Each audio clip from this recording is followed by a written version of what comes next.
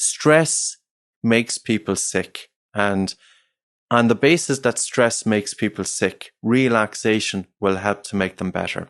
How can we negate the effects of stress? How do we breathe when we get stressed? We breathe faster, we breathe shallow, we breathe irregular, and this is keeping the body in that state of fight or flight. So what are we doing? I'm saying to people, I need you to breathe through your nose. I need you to gently slow down your breathing. I need you to use your diaphragm, and I need you to adopt a cadence of the breath. Because when we're looking at the breathing, we need to consider that it's not just about diaphragmatic breathing, or it's not just about breathing in through the nose and out through the mouth, or it's not just about take a deep breath when you're stressed. The information, take a deep breath when you're stressed, is absolute nonsense. It is based on nothing, and it helps nobody, because if we have a belief that it's good to be taking in that huge big breath, are we really making any positive change in the body? And what I would say to people is, start just gently slowing down your breath, even to the point of a slight air hunger, by just relaxing your breathing through the nose, and, just even concentrate on that. Does it change your body temperature? Does it increase the amount of saliva in the mouth? Do you feel different? Yeah. I mean, there is so much to talk about with respect to how we breathe and those three elements, or those three pillars of breathing. It's one of those things. Take a deep breath.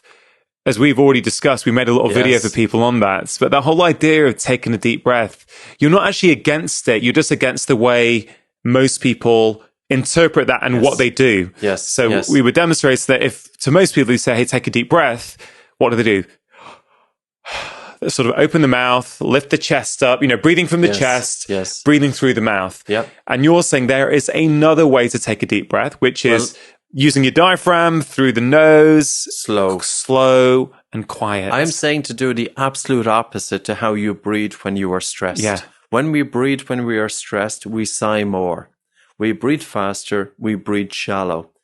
Instead of sighing, we want to achieve regular breathing. Instead of breathing faster, we want to slow down the breath. Instead of breathing using the chest, we want to breathe using the diaphragm. And the pillar or the crux or the foundation of this is breathe in and out through your nose. It's amazing sometimes that science is catching up with this. If you go into Google and if you type in slow breathing, Stanford Medical School, in March of 2017, researchers, they first identified this structure in the brain of mice. And they said that this structure is different because it's spying on your breathing. And if you breathe fast, this structure is relaying signals of agitation to the rest of the brain, but it's also more likely to waken you from sleep. And if you breathe slow, this structure is relaying signals of calm to the rest of the brain. There is such a feedback loop here.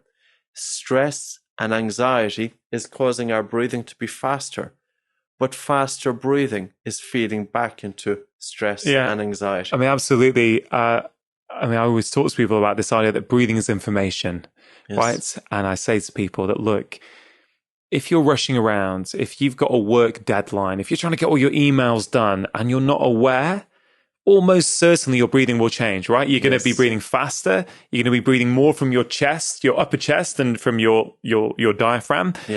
And that's going to send signals to your brain on a very primal level that there is danger in my environment. Things aren't going well, which then the brain will send signals back down to your breathing, and you'll be in this feed-forward cycle where you start to breathe faster and faster and faster. But the beautiful thing about that is you can hack that, for want of a better term, straight away by changing the way you breathe. Because if you change the way you breathe, if you slow it down, if it's more diaphragmatic than from the chest, well, you're sending calm signals up to the brain, and the brain is then sending those calm signals back down. So it's a very simple way for people to understand breathing is information. The way you breathe is the way you live. And by gently slowing down your breath, and a lot of the research is centering around 6 breaths per minute.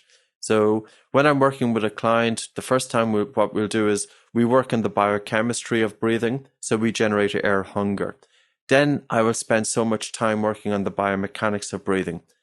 Then I will work on the cadence of the breath. And I have the client simply breathe in 2, 3, 4, and out 3, 4, 5, 6. And I continue with that. And we are changing the respiratory rate from their normal spontaneous breathing down to 6 breaths per minute. Why? Because the research shows that you can influence the autonomic nervous system, bodily systems which have been disturbed by stress, especially long-term stress. And the research is looking at post-traumatic stress disorder, irritable bowel syndrome, anxiety, and also depression has been featured. That when you slow down the respiratory rate to 6 breaths per minute, it's stimulating the vagus nerve, it's increasing heart rate variability, it's increasing the synchronicity between your respiration and the timing of your heartbeat.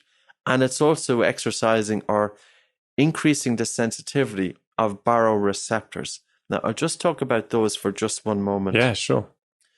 Our body has an innate capability and a need to be able to respond well to the environment. We need to have a balance between the parasympathetic and the sympathetic. If a challenge comes our way, we should be able to adapt to it. Life is always going to throw us a curved ball. How does our body react to it? This is about resilience. And people with really good functioning of the autonomic nervous system, they can cope better with what life is throwing at them. Now, in terms of can you improve that? If you read a paper or an article by Mark Russo, it's called Slow Breathing. You will see that they have done quite a lot of research looking at the application of slow breathing to general health.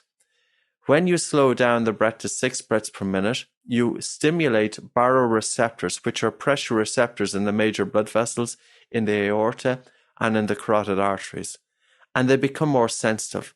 So when there's an increase of your blood pressure, the baroreceptors send an immediate message to cause your blood vessels to dilate and your heart rate to slow down so that it brings down your blood pressure. But conversely, if your blood pressure is low, the baroreceptors immediately react that by causing your blood vessels to constrict and your heart rate to increase to normalize your blood pressure. But the sensitivity of your baroreceptors are a very good marker of your resilience in life. Now, it's not just about slow breathing. As you pointed out, we do breath holding as well. Now, why would we do breath holding? We want, to stress the body a little bit because we can cause adaptations to happen there. Like modern life now, it's all about comfort. Yeah. But throughout our evolution, we were always exposed to little stressors. And I think it's good. Physical exercise is a stress. Going into a cold environment is a stress. We can improve our ability to cope by doing stressors, and breath holding is a stressor. To give you an example, if I give a presentation and I talk quite a lot and I'm giving presentations to different groups of people, and I used to get a little bit anxious of it because, of course, you're going out and I don't like using PowerPoint, so I'll often talk off the cuff. And you can be talking for an hour and you've no backup. And the reason that I don't like PowerPoints is because people get hypnotized by this white light and they're not looking at me at all. I want to connect directly with the audience in front of me. So what would I do? Before the event, I would go into a separate room and I would really slow down my breathing and take my attention out of the mind onto the breath and bring a quietness to the mind and bring myself into the zone. But then I'm too relaxed. I have focus, but I'm too relaxed. Then I do 5 strong breath holds because this increases blood flow to the brain. It opens up my nose, it opens up my lungs, it puts me into that state of preparedness. And then I go out. And how do you do those breath holds? So I will be in the room. I know I'm about to talk in say 5 or 10 minutes. I'll take a breath in through my nose, a breath out through my nose. I pinch my nose and I simply walk around holding my breath until I feel a medium to strong air hunger. Then I let go. I breathe through my nose. I calm my breathing. I wait a minute. I do it again. I'll do about 5 of them.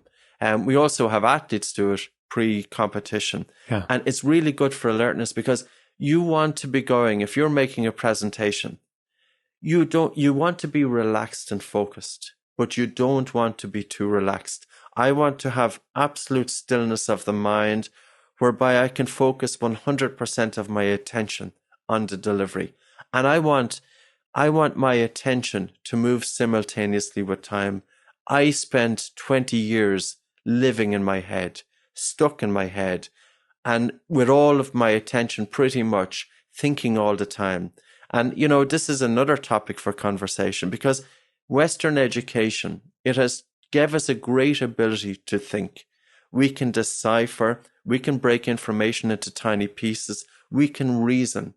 We have been trained how to think, but we have not been trained how to stop thinking. Yeah. We need also to be able to bring a solitude to the mind. How can you create gaps between thoughts? And it's not that we want to turn the individual into vegetable, but we want to have choice.